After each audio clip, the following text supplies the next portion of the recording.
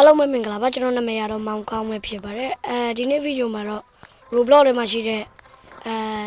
Straw and Garan လာပါဂိမ်းလည်းမသိဘူးအပင်စိုက်တဲ့ဂိမ်းပဲကျွန်တော်ဆော့ပြသွားမှာဖြစ်ပါတယ်ဒါကတော့ကျွန်တော်အစမ်းနည်းနည်းဆော့လာလို့အပင်လေးတွေကတော့နည်းနည်းကြီးနေပြီပေါ့နော်ဒီမှာ blueberry ပင်နဲ့ခရမ်းကျင်သီးပင်တွေပေါ့နော်ဒါတော့တရက်ပင်လားမသိဘူးကျွန်တော်ကြည့်ရတက်ပင်နဲ့တော့တူတယ်ဒီကောင်ကဈေးတော့ကြီးတယ်အခုမှတော့ကျွန်တော်မှပတ်စံကဘာဖြစ်လာတော့ခုနကတော့ကြော်ညာဝင်သွားတာပါโอเคကျွန်တော်ဖုန်းကအဲ့လိုကြော်ညာခဏခဏဝင်နေကျွန်တော်မှကပတ်စံနေရှိတယ်ဆိုတော့ကျွန်တော်နည်းနည်းလေးဝယ်စရာရှိတာလေးဝယ်ရမယ်ကျွန်တော်အပင်လေးမျိုးပွားမယ်လေโอเคသူ့မှာ legendary တော့ရှိတယ် no stock တဲ့သူ့မှာ install မရှိဘူးဒီဟာလေးတွေပဲဝယ်ရမယ်ကျွန်တော်ခရမ်းကျင်ပင်နေဒီ blueberry ပင်တွေဝယ်ရင်ကောင်းမှာလေ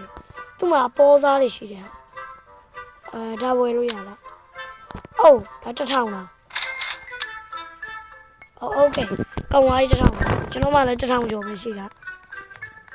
โอเคဒီရပါပင်တရက်ပင်မယ်လားမသိဘူးစိုက်ကြည့်အောင်ဒီညာလေးမှာစိုက်လေ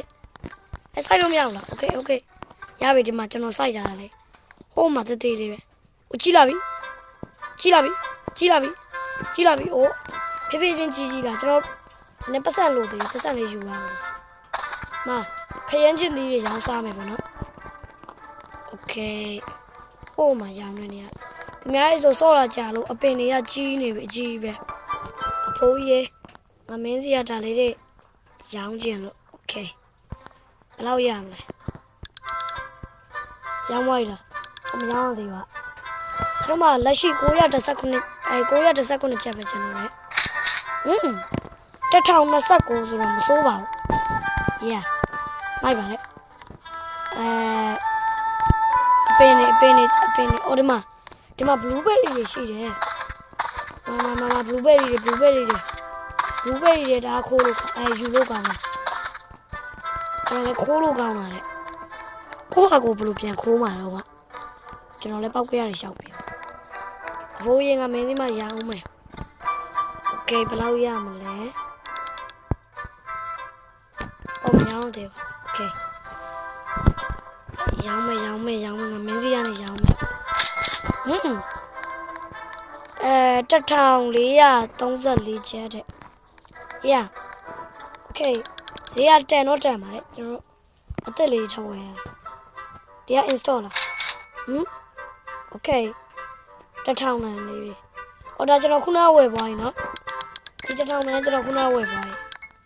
မဆိုင်အောင်မယ်ကျွန်တော်တို့အိုးဟိုကြီးလာပြီပန်းပင်လားမသိဘူးဖျောင်းကြီးဒီကောင်ကပန်းပင်လားမသိဘူး1000လောက်ပေးရပြီးတော့ပန်းပင်လေးဆိုရင်တော့မတန်ဘူးဝယ်တော့1000ရရင်ဘယ်လောက်ရမလဲโอเคရောင်းကြည့်လိုက်အောင်အိုး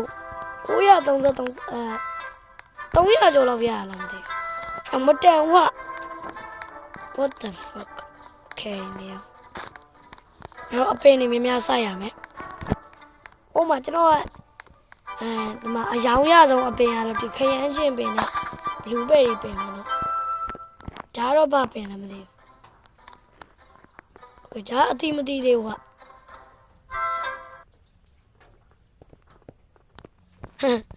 ကျွန်တော်ခရမ်းကျင်ပင်ဘာမှမရှိတော့ကျွန်တော်အသီးတွေအကုန်ခူးလိုက်တာအကုန်လုံးပြောင်းပြီ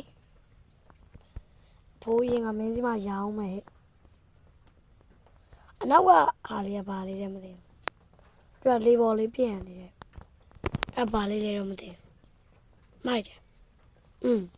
ဟိုကျွန်တော်ပတ်စံ1500ကျော်ပါပြီအဲ့ဒီကလေးဘာလေးလဲအဲ့ပြောက်သွားပြီဘာကြီးတော့မသိဘူးဟာသူတို့ဟာရโอเคကျွန်တော်တို့ခန်းချင်းရောင်းပြီးသွားပြီဆိုတော့ကျွန်တော် blueberry တွေတော့ရောင်းမယ် blueberry တွေယူ blueberry တွေယူโอเคယူများယူရလို့ရှိရင်ကျွန်တော်သွားရောင်းအဲ့ဒါပါလေးလေစိတ်ဝင်စားစရာโอเคကျွန်တော် blueberry တွေရောင်းမယ်ဘယ်လောက်ရမလဲကျွန်တော်မှ1500ကျော်ကနေ1800ကျော်300ကျော်အမြတ်ရပါတယ်အမြတ်ရဆုံးကတော့ blueberry တွေပဲအဲ့အောင်ရဲ့ Oh, ဒီမှာ legendary 3000ကျော်တန်ကြီးကွာ install ရှိတယ်တဲ့ Okay. install ရှိရဆိုတော့ခုနကတော့တခြားအတန်တွေပါသွားလားမသိဘူးတခြားအတန်တွေပါသွားတော့တောင်းမှပါလေလောဆယ်တော့ကျွန်တော်အသီးလေးတွေဝယ်အောင်မယ်ဟို3000တန်ကျော်ကြီးအဲ့3000ကျော်တိုင်းကဝယ်အောင်မယ်3000ကျော်တယ်လောအစနေမြန်သွားရုံနဲ့သူမှ store ရှိကြအောင်လေသူများတွေဝယ်သွားရင်ဝယ်လို့မရတော့ဘူးတော့ blueberry တွေခိုးရမယ်ကွာအများကြီးလော blueberry တွေခိုး Okay ဒီကောင်လေးခိုးခန်းကျင်သေးတွေခိုး Okay ကောင်းပါပြီဒါတွေကျွန်တော်တော့ရောင်းကြရအဖြစ်တာတော့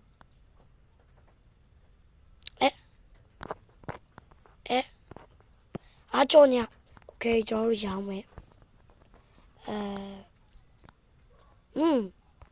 2000ကျော်ပဲရသေးတယ်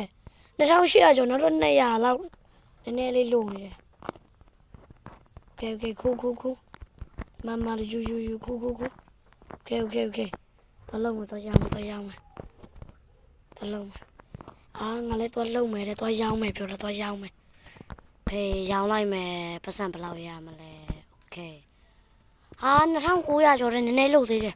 ဟာ Wi-Fi ပြတ်သွားရခုနကတော့ Wi-Fi တစ်ချက်ပြတ်သွားပါလေဟုတ်တယ်ဒါထင်းရှူးပင်မအသီးလေးတီးတာထင်းရှူးတီးတာကျွန်တော်ကြည့်ရChristmas အသီးဟုတ်တယ် Christmas အသီးလို့ခေါ်ဟိုမှာတစ်လုံးကျန်နေတယ် Christmas အသီးလေးဘာဖြစ်တာတော့ငါဖုန်းမှာတမန် Okay ဟိုဒီမှာ blueberry တွေခု blueberry တွေကရောင်းရတယ်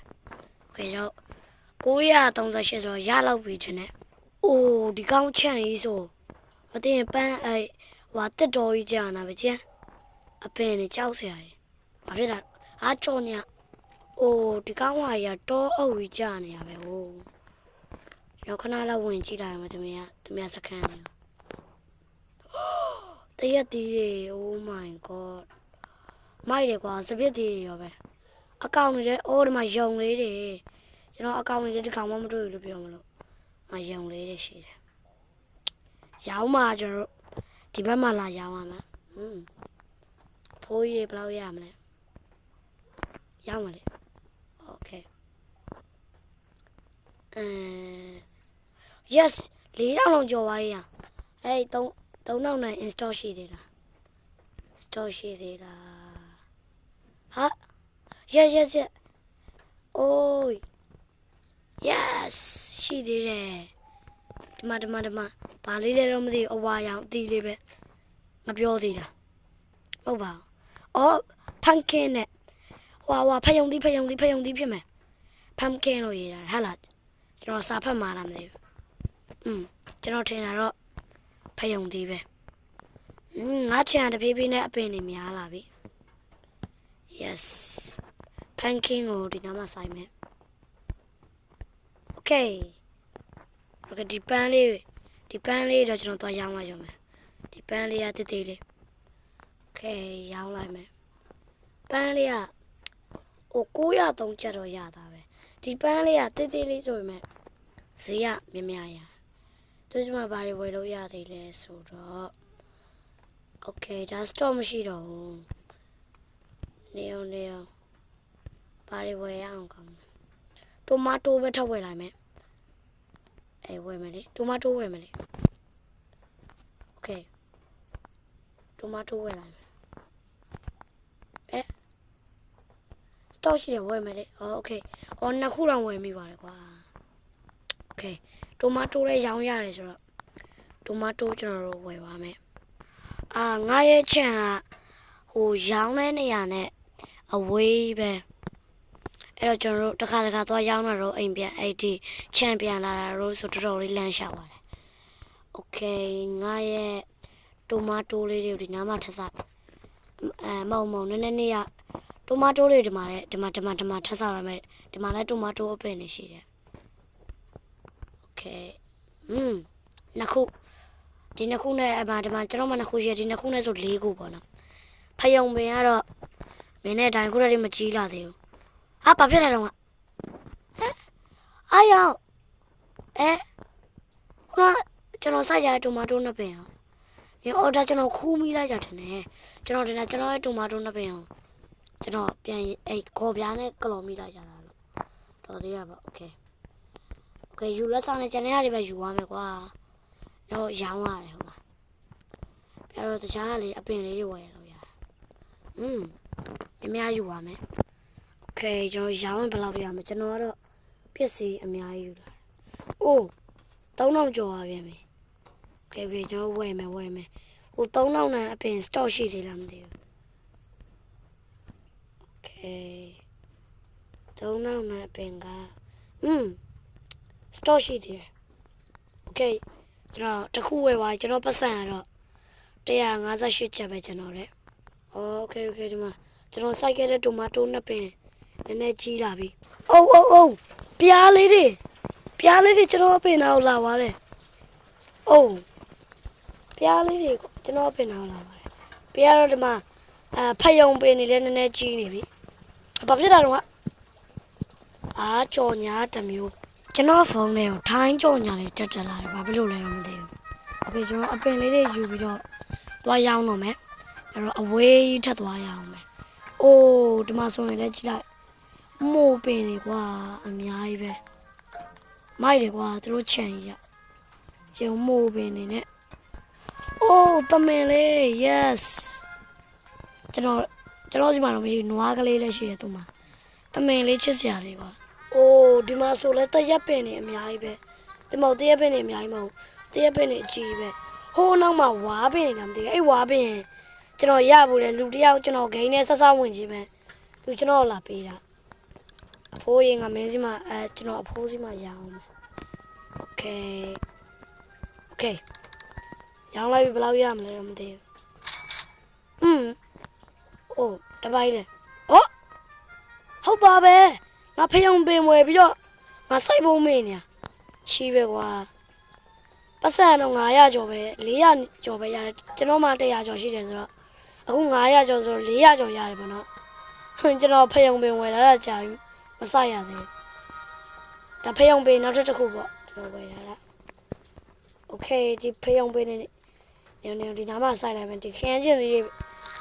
စီပင်နားမှာဖယုံပင်နဲ့တပင်စိုက်ရမယ်အဲ့တော့မင်းတို့တက်ငယ်ချင်းအသက်တယောက်ကရှာပေးတာလေပြားလေးတွေကျွန်တော်ဒီသူတို့ဒီ blueberry တွေလားမသိဘူးသူတို့အဲ့ဒါလေးတွေတော်တော်ကြိုက်တယ်ဒါပြားလေးလာတယ်ဆို blueberry တော့မဟုတ်လားဘူးကန်းဖြစ်မယ်နေโอเคခရမ်းချင်းတွေရွှေရောင်ရဟာလားမသိဘူးခရမ်းချင်းတွေရွှေရောင်လားမသိဘူးမိုက်တယ်ရောင်လေတော့ရောင်းမယ်ကျွန်တော်ကပတ်စံ900ကျော်ပဲရှိတယ်ဆိုအဲ့နေရblueberry တွေယူရမယ် blueberry တွေဒီမှာရွှေရောင်လေးတွေတည်ရဘာလေးတွေလည်းမသိဘူးရွှေရောင်လေးတွေဒါကျွန်တော်အစရိုးတက်ပင်နေတာထိရှူးဝင်ထိရှူးသေးဆိုရှိမရှိဘူးနော်ထိရှူးသေးဆိုတာဘာဖြစ်တာလဲကြော်ညာတစ်မျိုးโอเคငါမင်းစီမှာရအောင်မယ်ကိုတောင်ကြော်တောင်ရတယ် Oh my god ကျွန်တော်မှပတ်စံရှိပြီမဲ့သူ့မှာ stock မရှိဘူးရှိပဲကွာသူ့မှာအပေါ်စားလေးတွေပဲရှိတယ်ပန်းပင်အကောင်စားလေးဘာလို့ stock မရှိရလဲမသိဘူးဘာဖြစ်တာလဲဘာတော့နင်းကြတာလားသူတို့ဂိမ်းရာသီဥတုနဲ့လားမသိဘူးသူများ scan လာကြည့်ရသူများ channel လာကြည့်ရဘဲကလေးတွေရှိတယ်ခွေးတွေလည်းရှိတယ်သူတို့စီမှာတော့အပင်ကျွန်တော်များနေပြီနော်ဒီမှာလည်းတမင်လေးကျွန်တော်တမင်လေးတွေတော်တော်ကြိုက်တယ်ချစ်စရာလေးတွေငါဖယုံပင်တွေကဒီထက်မကြီးတော့ဘူးလားဟာယူလို့ရရလားဖယုံပင်ဒါ blueberry ဒါပါနေတယ်မသိဘူးโอเคဖယုံပင်တွေကဒီထက်မကြီးတော့တာမကြီးသေးတာဟာအချိန်အကြာကြီးပြီးစိုက်မှရတာ အသီးတွေပိုင်ခုံဒီလက်ညိုလိုက်နှိပ်ကြမလို့မကြည့်ကျွန်တော်ပြမယ်မညာဘက်တောက်ကြည့်လားကင်မရာညာဘက်တောက်ကြည့်လားပန်းခူးတဲ့ပုံလေးအမခူးလို့ရတယ်အမပန်းခူးတဲ့ပုံလေးနဲ့တစ်ချက်ချင်းစီထောက်ကြမလို့အမမြင်ဆန်ဆန်နဲ့ခူးလို့ရတယ်โอเคကျွန်တော်တော့ရောင်းတော့မယ်အမြတ်တော့တော်တော်ရမယ်ကြောညာโอเคကြောညာတော့ဝင်သွားပြန်ပြီကြောညာဝင်တာ4ခါလားမသိဘူးရှိပြီဒီကောက်တော့အမြတ်တော်တော်ရမယ်ထင်တာပဲကျွန်တော်ခုနအထက်အမြတ်ရမလားမသိဘူးအခုကျွန်တော်ပတ်စံ900ကျော်ရှိတယ်ခုနတစ်ခေါက်900ကျော်ရတာနော်ဟာလားမသိဘူးဒီတော့900ကျော်နဲ့ဘယ်လောက်ပြန်လဲအိုး1400တဲ့9000ကျော်ပဲရတာပေါ့အဲ့တော့အမြတ်တော့ရရင်မရဘူးမင်းကလည်း store တွေမတင်တော့လားတပိုင်းတော့ဒီဘက် store တွေမတင်တော့ဟာချီးပဲကွာမင်း store တွေ install ဘယ်တော့တင်မှလဲအပင်ကောင်းကောင်းလေးငါအပင်တွေစိုက်မလို့ပါဆိုမှအပင်ကောင်းကောင်းလေးငါအခု1400ရတယ်14000ကျော်ပြီဟာဟိုကကျွန်တော်9000အမြတ်ရတာကျွန်တော်ဖတ်လိုက်ရ1400လားလို့14000ဒီကိန်းတစ်ခုမကောင်းတော့ခုံလို့မရအောင်နော်အဲ့တော့ခုံလို့မရတော့ကျွန်တော်မကြဘူးဒီကိန်းရโอเคဖယုံပင်နေနည်းနည်းကြီးလာသလိုပဲโอเคဖယုံပင်နေနည်းနည်းကြီးနေပြီโอเคငါဂိမ်းနဲ့ခဏထွက်ပြီးတော့ပြန်ဝင်လိုက်မယ်သူတို့ဂိမ်းနဲ့ထွက်လို့ရှိရင်ဆက်ကြည့်ရမလားခဏလောက်ထွက်လိုက်မယ်နိုင်ကွာလားโอเคအခုတော့ကျွန်တော်ဂိမ်းနဲ့ပြန်ဝင်လာပါပြီဟဲ့နေမိုးရွာနေရလားဟုတ်တယ်မိုးရွာနေရဟာဒီဂိမ်းထဲမှာရာသီဥတုပေါင်းစုံရှိတယ်အိုးကျွန်တော်အပင်နဲ့ကြီးလာပြီ yes အပင်နဲ့ကြီးလာပြီ oh my god အပင်နဲ့ကြီးလာပြီဟုတ်တယ်ဒါဖယုံပင်နေဖြစ်မယ်ဒီဟာတွေကဒီ3000နန်းနေလေဖယုံပင်နေရောင်းခြင်းโอเค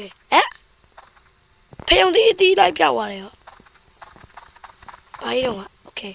တော့ရောင်းမယ်ဒီတစ်ခေါက်ပြန်ဝင်လာတာတော့ရောင်းတဲ့နေရာနဲ့နေနေလို့ပဲရောင်းမယ်ဆိုတော့ရောင်းရမယ်အိုးပါလေโอเค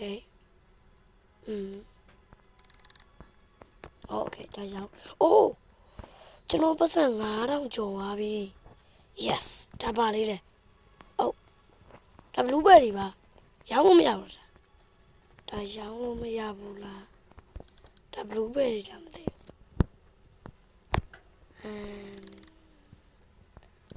းဒါစိုက်ရမယ့်ဟာလားမသိဘူးနေအောင်ဟုတ်တယ်ကျွန်တော်ရောင်းတဲ့ဟာလားလို့โอเคသူဒီမှာ store ရှိတာ store အိုး3000ကျော်တဲ့ store ရှိတယ်ဝယ်လိုက်မယ်ကွာဖယံလေးโอเคကျွန်တော်ဖယံလေးထုတ်ဝယ်လိုက်ပြီမိုက်တယ်ဖယံလေးကဘလူးဘယ်ရီတွေလည်းအကြီးရတယ်ကောင်းလည်းကြီးရဖယံပင်တွေတော့တစ်ခါသုံးပြီးတော့မသိဘူးကွာချီးပဲနေတော့ရောင်းတဲ့နေရာအဲ့ဒါဝယ်တဲ့နေရာရောင်းမယ်အိုး1000ကျော်ပါ90ရာ1000တသိန်းကျော်လား yes ကျွန်တော်1000ကျော်လာတော့နောက်ထပ်ဖယုံနှစ်ပင်လောက်ထုတ်ဝယ်လိုက်โอเคကျွန်တော်ရဲ့ဖယုံပင်နှစ်ပင်ကိုဒီမှာတစ်ပင်စိုက်စိုက်မယ်လေဖယုံပင်မျိုးပွားမယ်အိုးဒီမှာဆိုရှားဆောင်လက်အိုးဒီကောက်မှာရှားဆောင်လက်ပတ်ပင်ရှိတယ်ဒီမှာဘဲတွေရောပဲငေါ့ငရုတ်တီးပေးတာအိုးဒါကျွန်တော်ဘာလေးလဲဒါ ဒါခရမ်းကျင်သေးလားမသိသူ့မှာဘဲလေးတွေရှိတယ်မှာဘဲလေးချစ်စရာလေဒီမှာဆိုရှားတောင်းလက်ပတ်ကြီးတယ်ရှိတယ်သူကျွန်တော်ကန်မှာတပါအော်ဒီမှာပေးပြန်ပြီဒီငယ်ကလေးတွေပေးရလားမသိဒါလေးရောင်းရမှာလားရောင်းဘယ်လောက်ရအဲ့ရဈေးပေါ်တဲ့ဟာလာပေးတာနည်းနည်းပဲရ Okay stop ဝင်ပြီလားno stock တဲ့ stop မဝင်သေးဘူးဟာကျွန်တော်ဒီကောင်ခွေးလေးတောင်းလိုက်မယ်စာရိုက်လေ Okay please stop လို့တောင်းကြည့်မယ်ဒီကောင်ပေးမလားလို့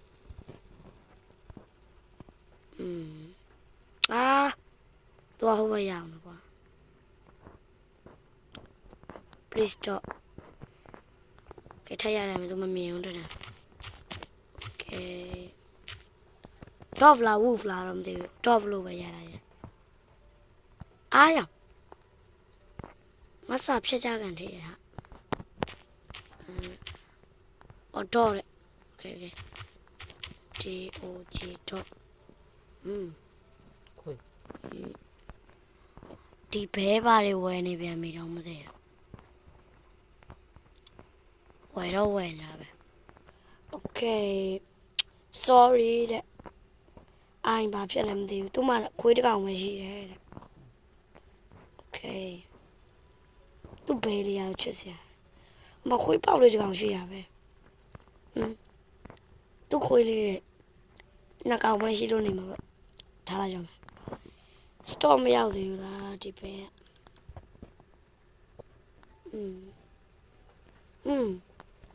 ဒီ pumpkin နဲ့ stop ပြန်ရောက်ပြီဒီ pumpkin လေးတွေကျွန်တော်ဝယ်လိုက်မယ်တစ်ခုနှစ်ခုဖယုံဒီလေးတွေကျွန်တော်ထပ်ဝယ်လိုက်မယ်and you